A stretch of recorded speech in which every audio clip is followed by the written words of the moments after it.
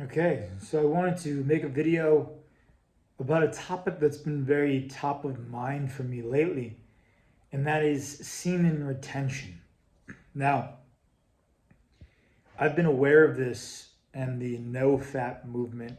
I've probably made some videos on it in the past for quite a while. And I tried or became interested in this idea in my early 20s. I'm 28, almost 29 now, and I learned about it probably when I was 21.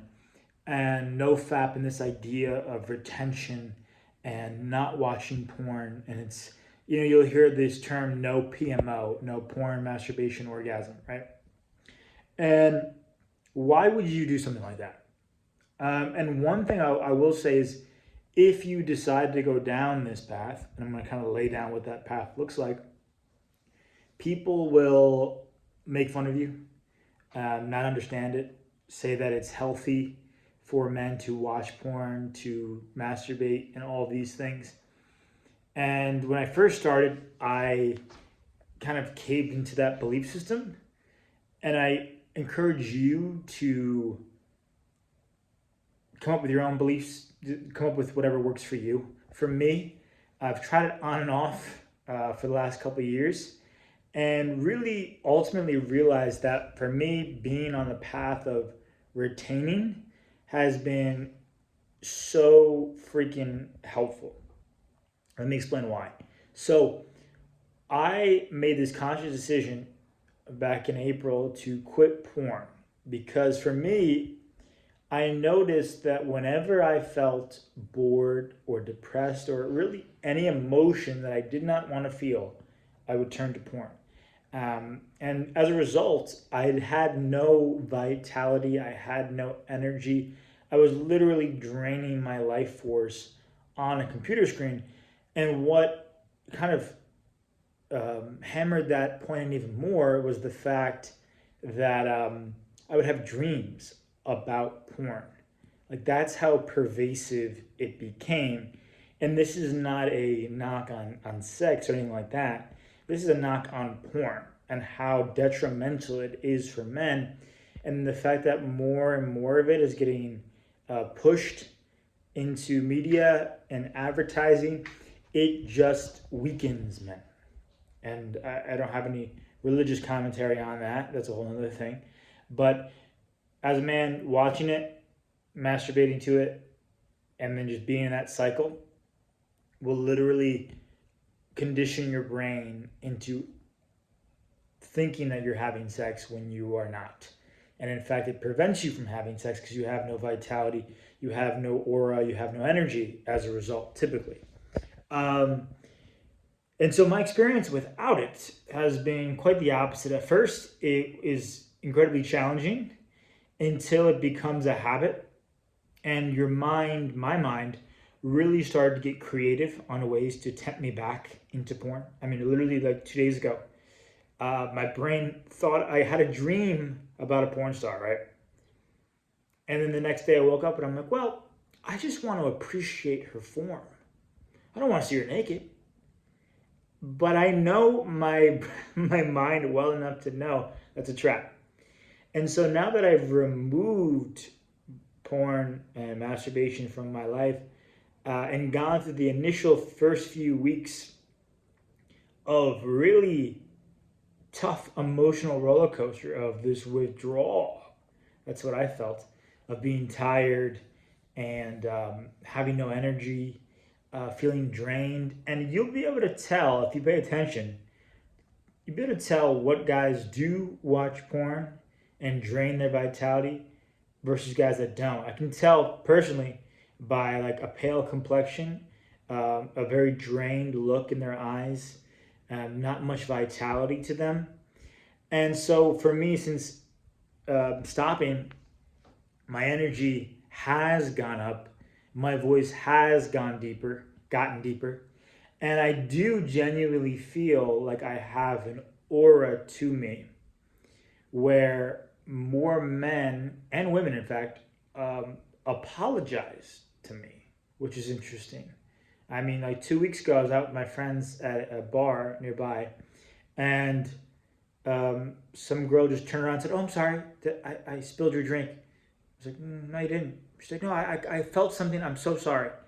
And you can chalk it up to her being having one too many drinks or whatnot. But that to me seemed like just a way to initiate conversation. I had that a couple times today. "Oh, I'm sorry. I'm sorry."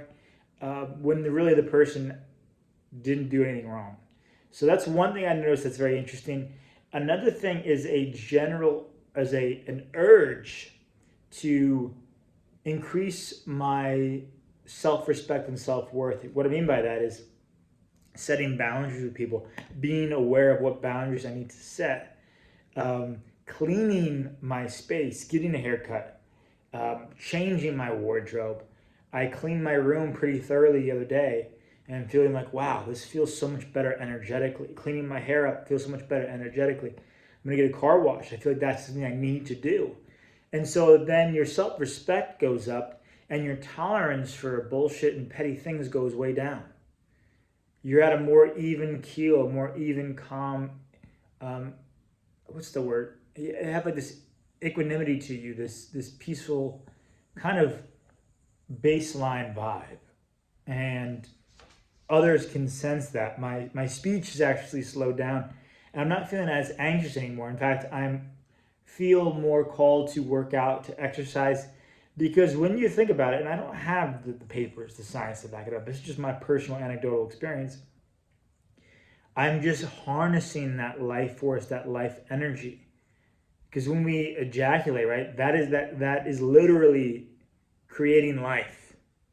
And so when you're throwing that away, especially if you're somebody who masturbates like 2 or 3 times a day, think about all that energy. Like it takes so many nutrients out of your system in order to create life with someone else, with a woman.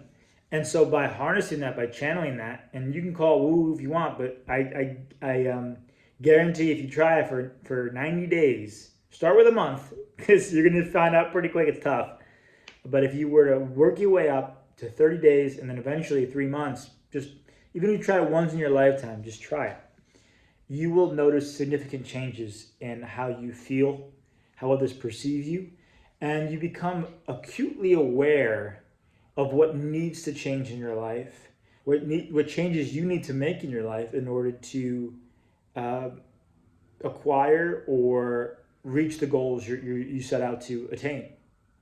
And so this has certainly changed my life. And what's important to understand is it's not a temporary quick fix thing. It's not like you can go 3 months and be like, okay, now I'm good. I mean, if that's what you choose to do what you want to do. But I've realized this is more of a lifelong practice. Now, once you get a partner or you get into a relationship, do what you will. You can continue to retain. You can still have sex, but continue to retain. Or you can, spill that seed, do whatever you want to do. It's up to you, of course. But I don't know why I keep saying that. I just want to preface, like, I'm not trying to indoctrinate anybody into this. I know this sounds so weird, but it's, for me, been huge, and I'm realizing that this is a lifelong quest and habit that I want to cultivate, and something that certainly people will frown upon because it's hard. It definitely does take discipline and willpower to do this. But I guarantee you the reward is worth the sacrifice and the struggle. When I have people approaching me, people want to be around me, people like my energy. And I can't say that the retention is the sole driver of that. I mean, I also work out and I meditate and I'm eating healthier, I'm trying to get more sunlight. It's a lot of different things, but I would say that the fact that I have so much more vitality increases the desire to do those things, to instill those habits and cultivate those habits.